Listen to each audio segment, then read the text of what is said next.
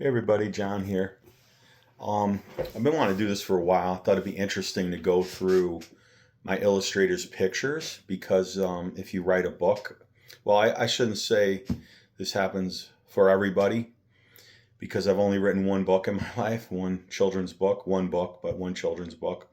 And when I was complete with the project, the illustrator mailed me her original pictures. And they're fascinating to me. They're beautiful, just like the book. Here's the book, remember? Little Lopsys in the Big Woods. And there's her name, Sherry A. I'm not sure if it's Mitchum or Mictum. Anyway, and so I just thought, I'm not going to go through them all. You see there's a lot of them here, see? But very, very interesting. What I thought I'd do, though, is show you some real images that I took in the real barn when I got the inspiration for the beginning of the story. So I got the bulk of the story from a dream I had many, many years ago, over 30 years ago. I wrote it down immediately, the dream. It played out just like a movie, like a Bambi movie, if you can picture that. It was a cartoon and all.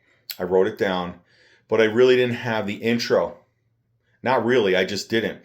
I had the story, but I needed to get them in the woods.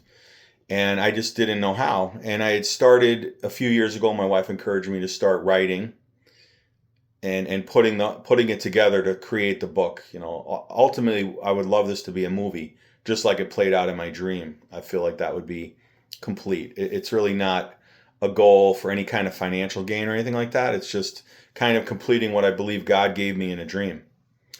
So I went to this barn and I was on a hunting trip and I just sat in the barn alone. And that is when the inspiration for the beginning of the story came.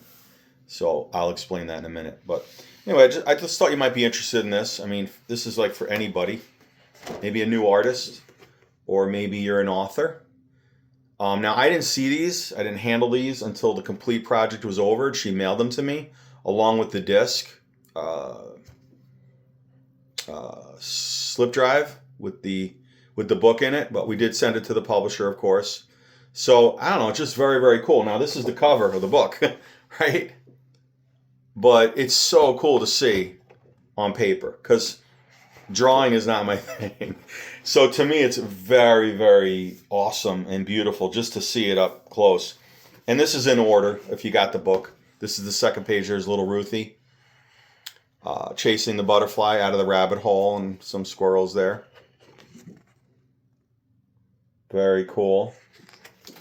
And here's little Ruthie running to chase the butterfly even more. Again, this is all in the book, but I'll probably put some of these in a frame and put them in my office here. Here's the boys playing cards outside the barn that I wrote about. You could hear them, which I literally did. I heard them playing cards. Tim, Luke, and Jay.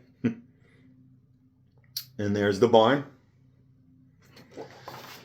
And this is the inside of the barn. I'm pretty much going to stop here and I'll show you. This is the inside of the barn from the book. She actually modified it a little because this is so beautifully drawn. It's like a perfect brand new barn. But I told her there were some cracks in the slats. You'll see in a minute. And there's little Jonathan, young Jonathan I should say, goes into the barn and he has his dream. He falls asleep, but his dream is he remembers a time when he met the little Lopsy rabbit named Elizabeth. But that was me. I was literally sitting in a barn on the hay, and I wrote it into the book. Yeah. Anyway, here's a couple more bonus pictures. They're so good. I wish I could show them all to you. But if you get the book, you'll see. But these are drawn with pencils. Absolutely beautiful. And this one too, so cute. Little Jonathan and the butterfly flitter. Talking to Elizabeth. She's hiding behind a shovel. Really cute. I mean, they're so beautiful. I'm going to stop at this one, okay? That's it. There's Mama talking to Elizabeth and Pop in the background. There's Ruthie sleeping. There's little Anna wanting to help. And then just a couple of pictures she drew of hats and stuff she got on the side. She probably copies and pastes somehow through her computer. Anyway, I am going to stop there. There's so many more pictures to show you, but this is a book that I put together, and I guess this would be for other authors maybe that have a thought or an idea of how they want their book to look. And maybe you do have pictures, and I did. I went to this barn, I had pictures, and I was able to take the pictures and put it all together.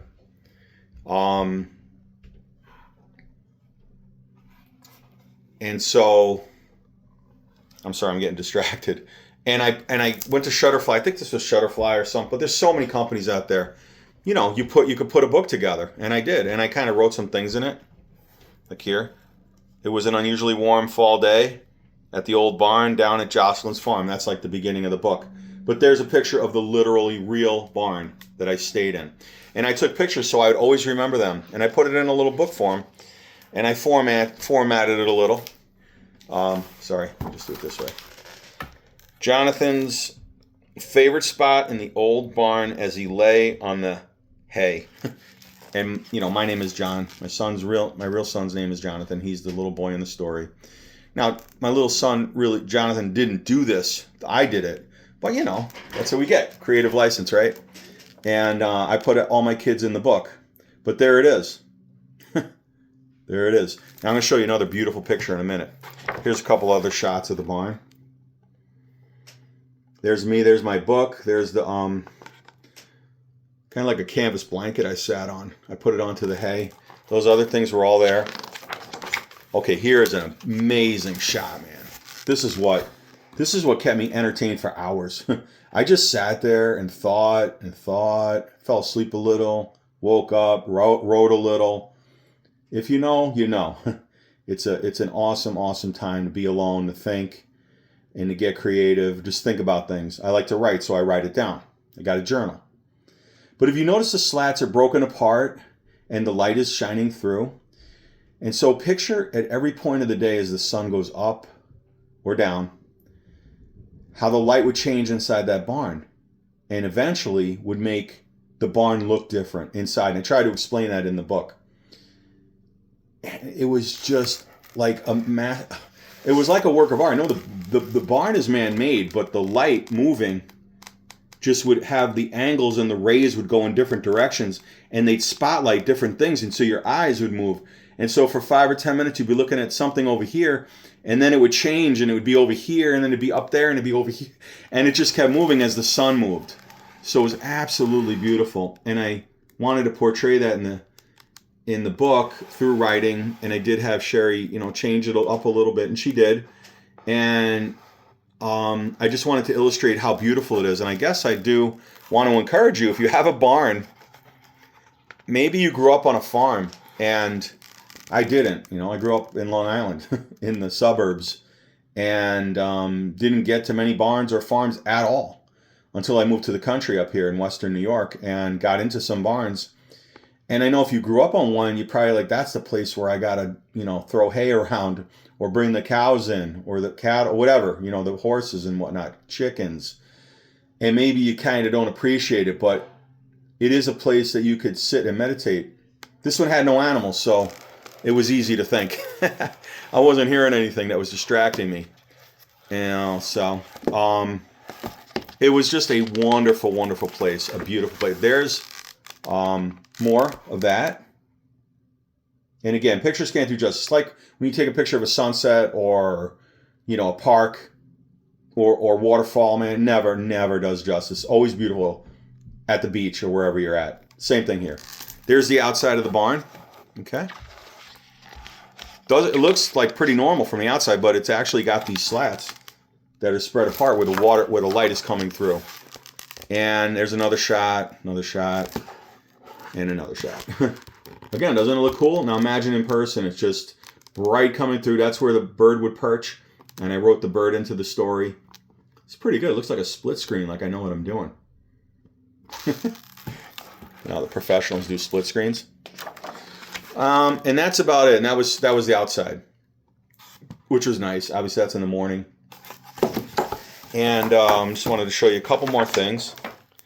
We went to another barn, which was, you know, many miles away. We had to drive. and the guy just let us go in. But if you know, these are kind of old, packed away. These are things that you discover. They're probably still there. And this was many, many years ago when I went to this barn. Old state or coaches for buggies, horse and buggy days and stuff. There's a real tractor down there too. The horse and buggy stuff is covered. So I would say it's worth some. Definitely antiquish, pretty cool.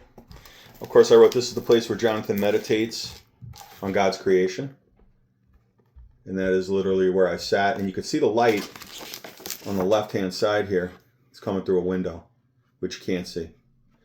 So that was cool. I looked out the window and I stared out the window. Is when God just downloaded.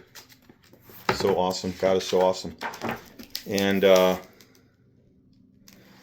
here's a picture. I gotta show you this. Me and my wife at Letchworth Park before we were married. Letchworth State Park, great place to visit if you've never been there.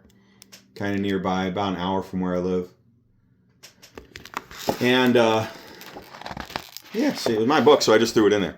And then, of course, all of my little rabbits in their little shoes. And this used to be on a desk I had at work when I had a little office. But it's all their baby pictures and some shoes. I think some of those one pair is mine maybe when I was little. I think maybe this one. Of course, I got a Hershey bar. You know I love Hershey. If you don't now, you know. Here's my mom. Passed away. Beautiful mom.